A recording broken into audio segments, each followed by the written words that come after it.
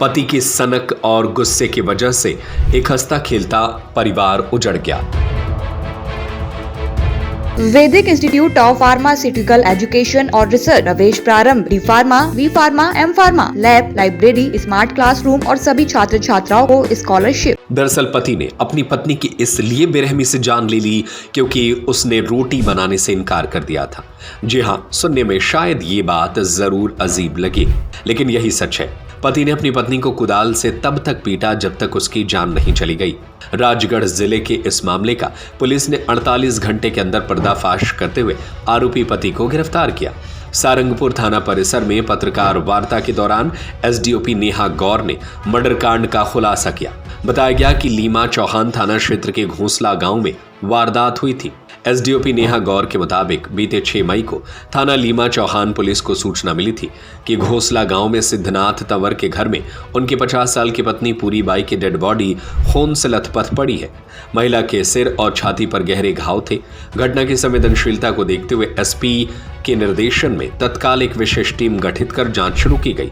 Police को मृतका के पति सिद्धनाथ पर संदेह हुआ क्योंकि मौके पर मौजूद बेटों के कपड़ों पर खून के निशान थे, लेकिन सबसे पहले बॉडी देखने का दावा करने वाले पति के कपड़े पूरी तरह साफ थे। पूछताछ में सिद्धनाथ बार बार अपने बयान बदल रहा था, जिससे संदेह गहरा गया, लेकिन सख्ती से पूछताछ में उसने अपना जुर्म कबूल कर लिया। जहां उसने बताया कि घटना वाले दिन उसने पत्नी से खाना बनाने को कहा था, लेकिन पत्नी ने थकान का हवाला देकर थोड़ी देर बाद खाना बनाने की बात कही। बस इसी बात से सिद्धनाथ आग बबूला हो गया। जहां मामूली विवाद इतना बढ़ा कि उसने पत्नी को धक्का दिया। इसके बाद घर में रखी कुदाली से उसके सिर और छाती पर ताबड़तोड़ वार कर उसकी जान ले ली। मर्डर के बाद वह अपना खून साफ कराया और घर लौटकर रोने बिलखने का नाटक करने लगा ताकि किसी को शक न हो। फिलहाल आरोपी को गिरफ्तार कर न्यायालय में पेश किया गया है। आगे की जांच पड़ताल जारी है। दिनांक 6/5/2026 की घटना थी थाना लीमा चौहान में, जिसमें एक इवेंट प्राप्त हुआ। इस इवेंट में ये पता चला कि एक महिला की खुरपनी के माध्यम से हत्या कर दी गई है। तो हमारे द्वारा जो टीम है वहाँ पहुँचने के बाद वरिष्ठ अधिकारियों को अवगत कराया गया। वरिष्ठ अधिकारियों पुलिस अधीक्षक महोदय के मार्गदर्शन में अतिरिक्त पुलिस अधीक्षक महोदय एवं मेरे द्वारा तत्कालीन प्रभाव से एक टीम गठित की गई, जिस टीम में अमित त्यागी और अनिल राहौरिया और अन्य जो हमारे पुलिस स्टाफ है वो सब लोग एकत्रित हुए। हमारे द्वारा जो घटना स्थल है उसका नक्शा बनाया गया।